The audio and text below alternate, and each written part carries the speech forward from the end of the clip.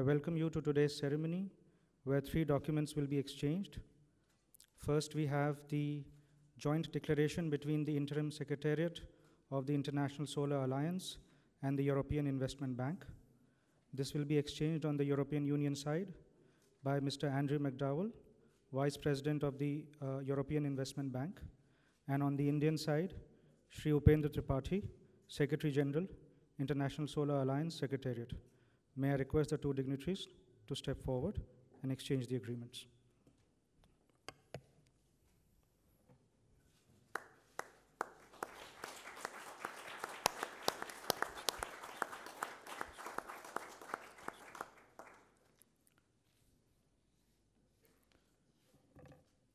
The second agreement is the finance contract of Bangalore Metro Rail Project Phase 2, Line R6 for Euro 300 million out of total loan of Euro 500 million.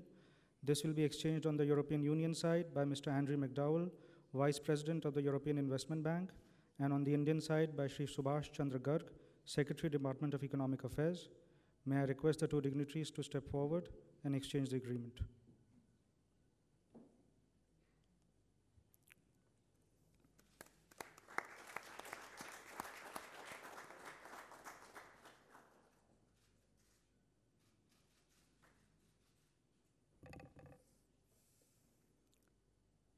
The third agreement is the implementing arrangement between the European Commission and the Science and Engineering Research Board for Indian researchers hosted by the European Research Council grantees in Europe. This will be exchanged on the European Union side by His Excellency Mr. Thomas Kozlowski, European Union Ambassador to India, and on the Indian side by Dr. Rajiv Sharma, Secretary, Science and Research Board. May I request the 2 dignitaries to exchange the agreements.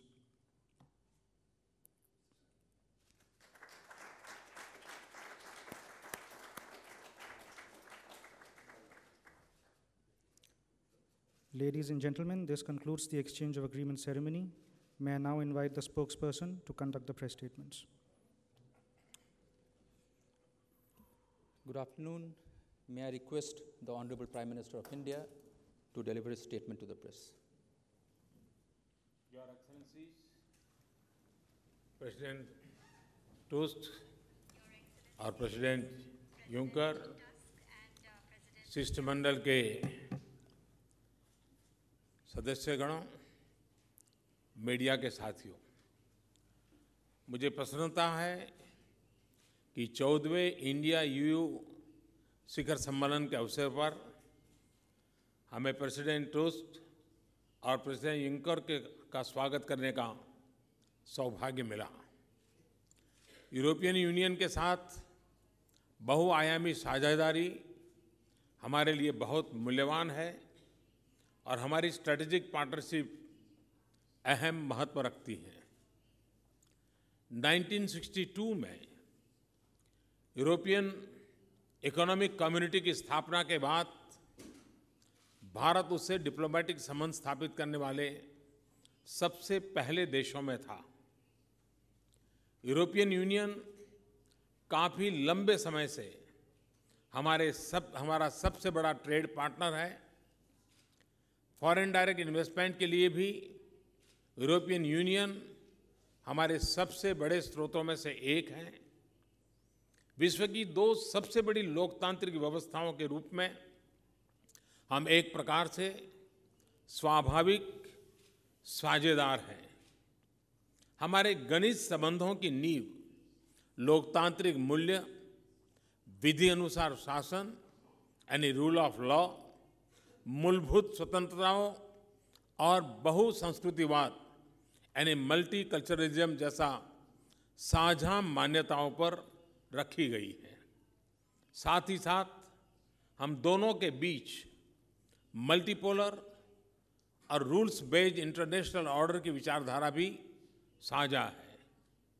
पिछले वर्ष Brussels में 13th शिखर सम्मेलन के बाद हमारे संबंधों में काफी गति आई है।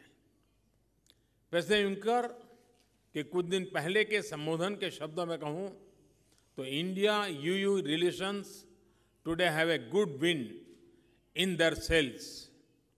फ्रेंड्स, आज की हमारी मुलाकात में हमारे सहयोग के व्यापक एजेंडा पर हुए उपयोगी विचार विमर्श के लिए मैं प्रेसिडेंट टस्क और प्रेसिडेंट यूंकर का हृदय से आभार प्रकट करता हूं। हम कई नए क्षेत्रों में अपने संबंधों का विस्तार करने में सफल हुए हैं और हम इस बात पर सहमत हैं कि आपसी विश्वास और समझ पर आधारित इन संबंधों को हम अधिकाधिक व्यापक और लाभकारी बनाने की दिशा में प्रयास करते रहना चाहिए। पिछले वर्ष के हमारे एजेंडा 2020 और 13th शिखर सम्मेलन में लिए गए निर्णयों के क्रियान्वयन की आज हमने समीक्षा की। आतंकवाद के खिलाफ मिलकर काम करने और इस विषय पर अपने सुरक्षा सहयोगों को बढ़ाने पर हम दोनों सहमत हैं।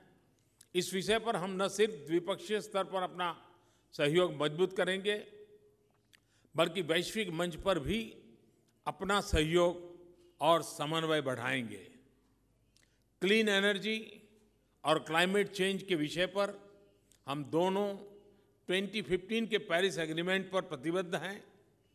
क्लाइमेट चेंज के विषय पर काम करना और सिक्योर, अफोर्डेबल और सस्टेनेबल ऊर्जा हम दोनों की साझी प्राथमिकताएं हैं।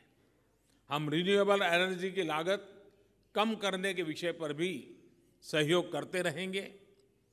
हम स्मार्ट सिटीज के विकास और अर्बन इंफ्रास्ट्रक्चर सुधारने के विषय पर यूरोपियन यूनियन के साथ सहयोग मजबूत करेंगे।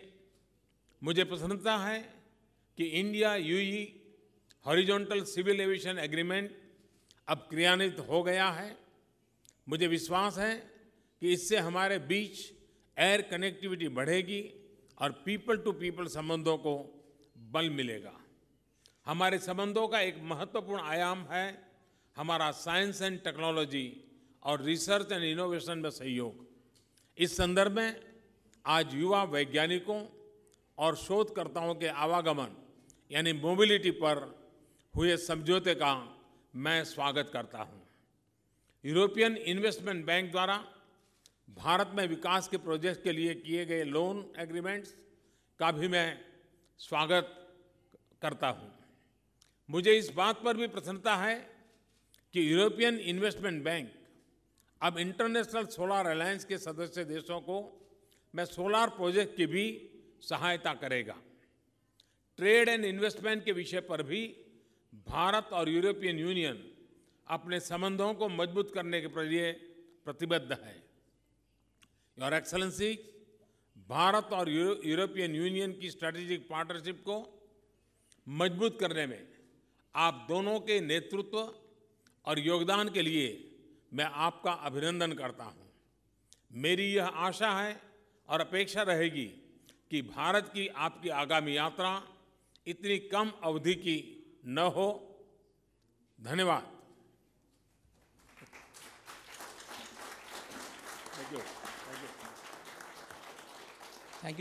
Thank you, sir. Next, may I request the President of the European Council, Mr. Donald Tusk, to deliver his remarks. Your Excellency, Prime Minister Modi, dear friends, it is a true pleasure to be here at our first summit together in New Delhi. Thank you for your warm welcome and friendship. India and the European Union are two of the world's largest democracies. This carries with it the great responsibility to uphold freedom, democracy, human rights, and a credible rules-based global order, not least in times of uncertainty and change. The best way to face these challenges is to cooperate more and better by strengthening our strategic partnership. So I am happy that today we have agreed to further develop the political dimension of our relationship, that we have agreed to develop our dynamic trade and investment relations, and that we have agreed to step up cooperation on global and regional issues. Let me briefly touch on some of these topics. We adopted a joint declaration on counterterrorism in which we agreed to counter violent extremism and radicalization. particularly online, and to deal effectively with the threat posed by foreign terrorist fighters, terrorist financing, and arms supply. We decided to step up cooperation on maritime security in the Indian Ocean and beyond, which I hope will lead to enhanced military cooperation. We welcome the resumption of tactical exercises in the Gulf of Aden between the EU's Naval Force Operation Atalanta and the Indian Navy, and look forward to more such opportunities, including India's participation in escorting World Food Programme vessels. We also discussed the global migration and refugee crisis and agreed to coordinate closely through our EU-India Common Agenda for Migration and Mobility, and within the United Nations. Your engagement, Prime Minister, is appreciated and needed. The European Union continues to assume its responsibilities by receiving people in need of protection and by assisting host countries close to the conflict zones. The international community has a responsibility to crack down on human smugglers that exploit vulnerable people and violate sovereign borders. We addressed the situation in Myanmar and the Rohingya refugee crisis. We want to see a de-escalation of tensions and a full adherence to international human rights obligations in Myanmar, as well as full humanitarian access so the aid can reach those in need. The Rohingya people must be able to return voluntarily in safety and dignity. We call for the implementation of the recommendations of the International Rakhine Advisory Commission to tackle the root causes of this crisis. As a neighbor, India stands first in line to respond. Turning to North Korea, the European Union, India, and the whole international community have a responsibility to act with resolve for a peaceful denuclearization of the Korean Peninsula. The DPRK must abandon its nuclear weapons of mass destruction and ballistic missile programs in a complete, verifiable, and irreversible manner, and immediately cease all related activities. The 11 September resolution, unanimously adopted by the UN Security Council, is increasing the pressure on the North Korean regime. It sends a strong signal, showing the unity of the international community. The European Union is implementing the resolution and is working on adopting EU additional sanctions to increase the pressure on North Korea. As regards Ukraine, the European Union remains strong and united in its support for Ukraine's territorial integrity, independence, and sovereignty.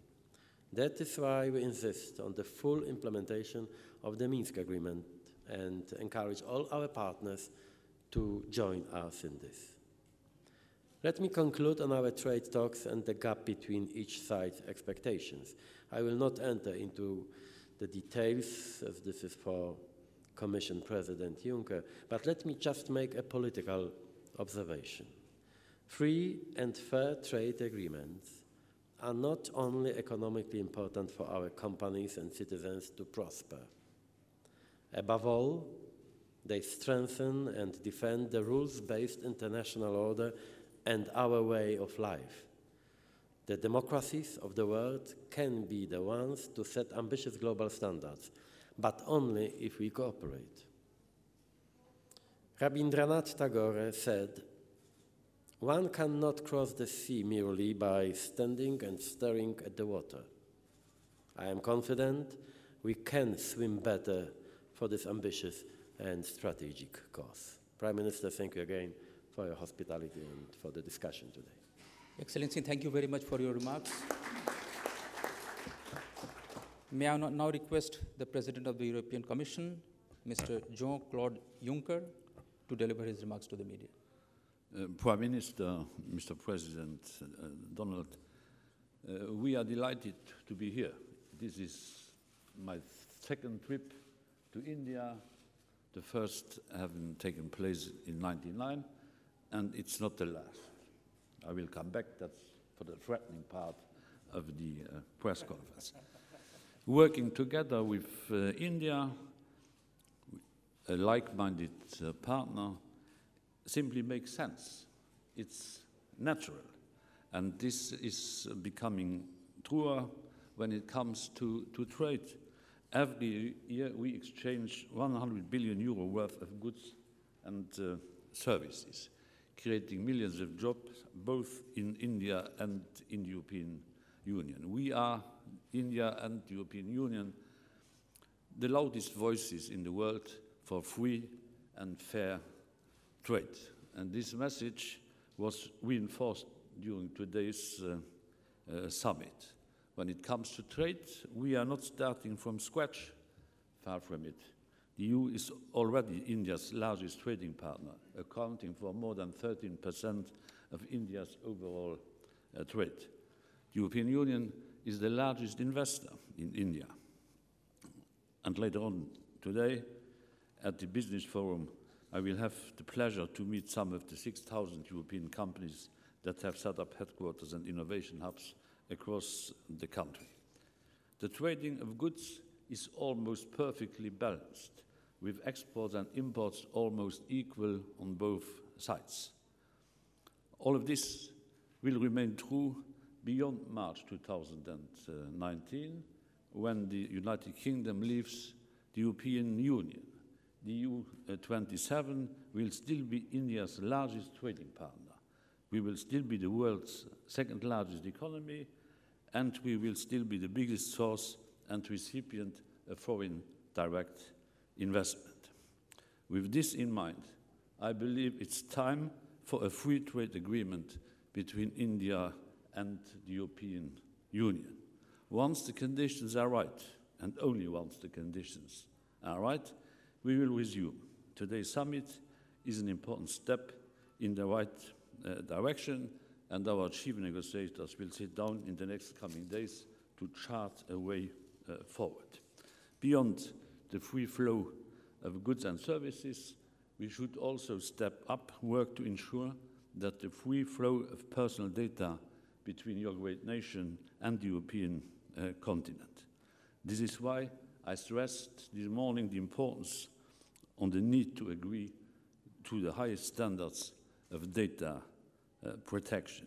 Indian companies have specialized in offering back office and IT services to European companies. Many of these services and the jobs that go with them depend on the exchange of data. If India's standards of data protection are converging with those of the European Union will be in a position to recognize the adequacy of India's rules. This is a precondition for exchanging personal data freely and surely. I thank my friend Prime Minister Modi once again for today's summit and for so many meetings we had in the past, and I look forward to welcoming you back to Europe as soon as possible. Thank you. Excellency, thank you very much for your remarks. This concludes the event.